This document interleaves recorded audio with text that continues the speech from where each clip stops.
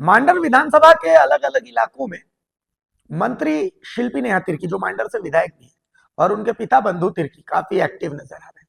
उन्होंने कई उद्घाटन शिलान्यास किया है। आपको लगा बता दें कि पिछले कई दिनों से वो लगातार एक्टिव है। शिक्षा, स्वास्थ्य और अन्य योजनाओं पर विकास कार्य को गति मिल रही है। मांडर के मंदिरों में स्वास्थ्य केंद्र है, जिसको सभी सुविधाओं से लैस कर दिया गया। यहाँ सभी दवाइयां आपको लगभग गांव में मिल ही जाती है। मंदरो स्वास्थ्य केंद्र का बंधु तिर्की ने शिलान्यास किया है। 4 दीवारी निर्माण हुआ है, जिससे स्वास्थ्य केंद्र सुरक्षित हो जाएगा। हेसमी स्कूल में साइंस लैब भवन का शिलान्यास हुआ है। मांडर और बेड़ो में लगातार शिलान्यास कार्य हो रहा है। मांडर विधानसभा क्षेत्र में कई योजनाओं का शिलान्यास हुआ है। मंत्री शिल्पी नेहा तिर्की और बंधु तिर्की लगातार विकास कर रहे हैं। ग्रामीण क्षेत्रों में विकास कार्य को गति को लक्ष्य, बंधु तिर्की ने बताया कि ये उनका लक्ष्य है कि ग्रामीण क्षेत्रों में वो विकास करें। जनता तक योजना को पहुंचाने का भी उन्होंने कहा कि लक्ष्य है हमारा। क्या कुछ कह रहे बंधु तिर्की, क्या कुछ कह रहे हैं शिल्पी नेहा तिर्की, सुन लीजिए आप।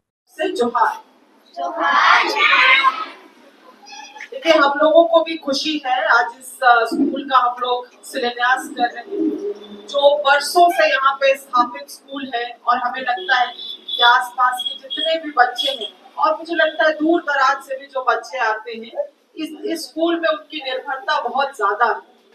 और लगभग 200 से अधिक विद्यार्थीगण यहाँ पे हैं।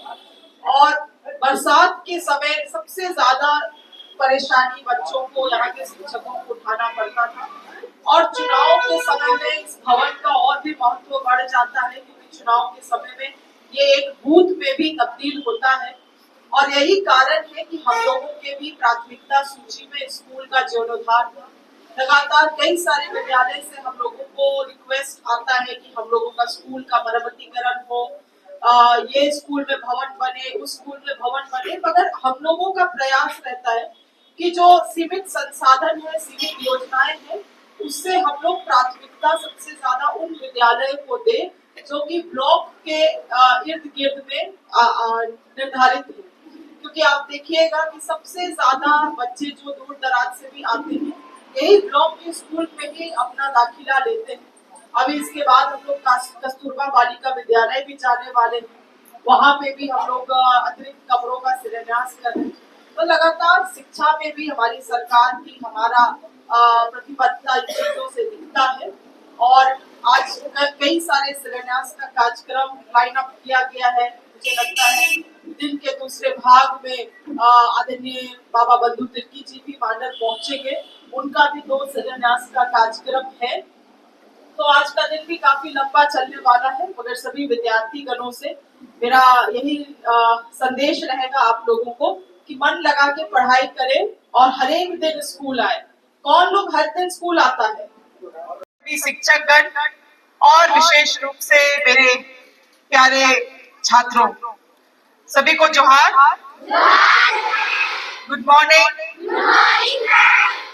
आप लोगों के बीच में आके हमेशा एक अलग उत्साह का हम लोगों को एहसास होता है, क्योंकि कस्तूरबा गांधी विद्यालय की बालिका हमेशा कुछ भी एक्टिविटी के लिए बहुत ही उत्साहित रहती है। तो आप लोगों को पहले बात तो मैं धन्यवाद करना चाहती हूँ कि जिस गर्मजोशी से आप लोगों ने हम लोगों का स्वागत किया, वो बिल्कुल ही हम लोग काफी उत्साहित है उन चीजों से, और आप लोगों को बहुत बहुत धन्यवाद करना चाहते हैं। साथ ही साथ आज स्कूल के लिए भी अहम दिन है, क्योंकि आप लोग जान ही रहे हैं कि जिस तरह से वर्षों से कस्तूरबा बालिका विद्यालय का विकास होते जा रहा है, डिमांड होते जा रहा है। हमारी सरकार चाहती है कि इस विद्यालय को हम लोग और बेहतर करें और विकसित करें, और ज्यादा से ज्यादा बच्चों के लिए हम लोग संख्या बढ़ाने के लिए प्रयास भी करें। और उसी प्रयास की कड़ी में एक नए भवन, जिसमें अतिरिक्त कमरों का प्रावधान किया गया है, उस भवन का आज हम लोगों ने नींव यहाँ पे रखा है। बहुत जल्द इस पे काम शुरू होगा। मुझे लगता है 8 कमरे हैं, 3 या 4, 3 कमरे यहाँ पे बनाए जाएंगे। अभी भी क्या होता है कि जो बच्चे यहाँ पे दाखिला लिए हैं, उन लोगों को कभी कभी पढ़ाई के लिए, या तो स्टडी रूम के लिए, या तो बेडरूम के लिए कुछ ना कुछ कमी होता ही है। और यही कारण है कि ये नए प्रोजेक्ट को आज इस विद्यालय के प्रांगण में लाया गया है। मैं आशा करती हूँ कि आने वाले समय में इस विकास से, इस नए भवन से, नए कमरे से आप सभी को लाभ पहुंचेगा, क्योंकि हम लोगों का भी एक प्रयास है कि जितने भी कस्तूरबा बालिका विद्यालय हैं उसको हम लोग और सुदृढ़ करें। आप लोग देखते ही होंगे कि चान्हो में भी इसी तरह का एक विद्यालय है। बहुत ही अनुशासन और बहुत ही संघर्ष के साथ वहां पे बच्चियां पढ़ाई कर रही हैं, जैसे आप लोग करते हैं। और आप लोगों में खूबी ये भी है कि बहुत ही विपरीत परिस्थिति से और बहुत ही जरूरतमंद परिवार से आप लोग आते हैं, मगर आप लोगों को ईश्वर ने एक मौका दिया है कि आप लोगों का दाखिला इस विद्यालय में हुआ। हम लोगों को ये जानकारी है कि प्रत्येक साल हजारों बच्चे इस स्कूल में एडमिशन के लिए अप्लाई करते हैं।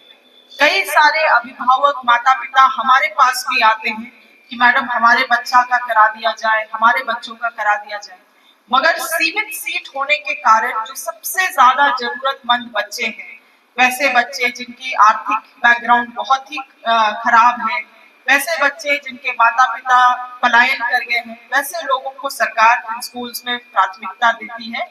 और जो माहौल उनको घर पे नहीं मिल पाता है, वो माहौल आपको यहाँ पे मिलता है, जिसके वजह से आप लोग और बेहतर अपने जीवन में कर पाते हैं। देखिए, संघर्ष सभी के जीवन में होता है। कोई बच्चा जो प्राइवेट स्कूल में भी पढ़ता है, बहुत सारा पैसा देके, उस बच्चे के भी जीवन में संघर्ष है। आप लोग इस विद्यालय में पढ़ रहे हैं, सीमित संसाधनों में, आप लोगों का भी अलग संघर्ष है, मगर संघर्ष कहीं पे कम नहीं होता है।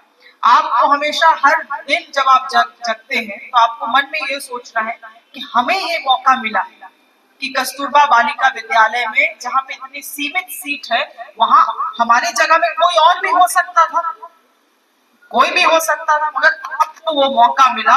तो उस मौका को आपको रोज दिन उस मौका को आपको एहसास करना है और प्रयास करना है कि आप रोज दिन मेहनत करें, और निश्चित रूप से आने वाले समय में आप लोग बहुत ऊंची उड़ान भरेंगे, मुझे ये विश्वास है। क्योंकि जितना मेहनत, जितना लगन आप लोगों में दिखता है, मुझे लगता है अन्य स्कूल्स में भी जो बच्चे हैं उनमें इतना लगन हम लोग नहीं देख पाते हैं।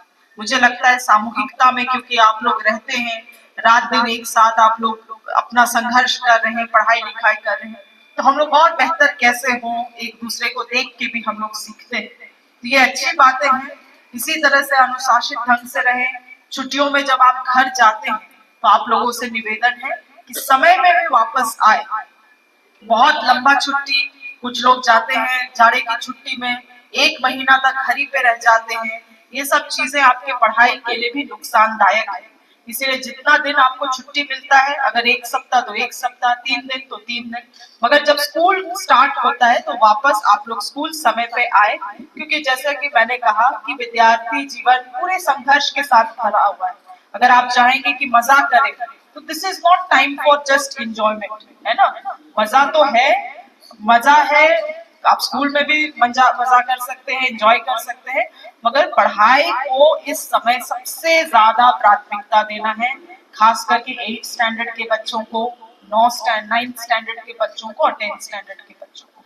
ये बहुत ही क्रूशियल, बहुत ही अहम समय है आपके जीवन का। इसीलिए पूरा संघर्ष और मेहनत करें और अच्छे अच्छे जगहों पे आप लोग पहुंचे, यही कामना हम करते हैं। सभी को बहुत बहुत शुभकामनाएं। धन्यवाद। जोहार। चलो।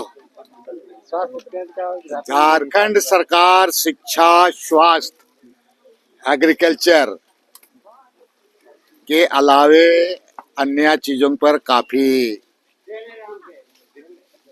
गंभीर है, और इसी का नतीजा आप देख रहे हैं कि आज हॉस्पिटल के अंदर में सारी सुविधा से लैस कर दिया गया। सभी तरह के दवा वगैरह उपलब्ध है, और इसको बिल्कुल सही तरीके से यहाँ पर रहे, साफ सुथरा को ध्यान में रखते हुए इसको 4 दीवारी भी कर दिया जा रहा है। तब है कि गांव के लोगों का एक बहुत बड़ी जिम्मेवारी है, यहाँ के सभी लोगों का, गांव के लोगों को मिल करके इसको कैंपस को भी ठीक रखना, और जो स्वास्थ्य उपकेंद्र हो, चाहे स्कूल हो, जो भी सेंटर आंगनबाड़ी हो, वो गांव का है, गांव के लोगों की ज्यादा जिम्मेवारी है। इसलिए गांव के लोगों को उसको देख रेख करना है। पेशा नियमावली जैसा कानून बन गया है। अब नियमावली बनने के बाद लोग का पूरा गांव के लोग अपने स्वशासन व्यवस्था को मजबूत करते हुए गांव में विकास योजना को सही तरीके से संचालित करने के लिए सभी लोगों की सहभागिता होनी चाहिए, और गांव के लोगों को बिल्कुल मिल करके अपने इलाके में हर तरह का चीजों के संबंध में आपस में संवाद करें। और हमारा प्रयास होता है, माननीय मंत्री का प्रयास है कि हम लोग सभी ओर घूम घूम करके एक एक चीज को बारीकी से देख करके समाधान करने का पूरा प्रयास करते हैं। तब है कि जनता को भी इसके लिए जागरूक होने की जरूरत है। शिक्षा से संबंधित है, विद्यालय प्रबंधन समिति है, शिक्षा से रिलेटेड गांव के लोग को उस पर ज्यादा ध्यान देना है। स्वास्थ्य केंद्र है, आंगनबाड़ी सेविका केंद्र है, इसको मिल करके सब लोग बढ़िया तरीके से चलाएंगे ताकि गांव के लोग इसका ज्यादा से ज्यादा लाभ उठा पाएंगे।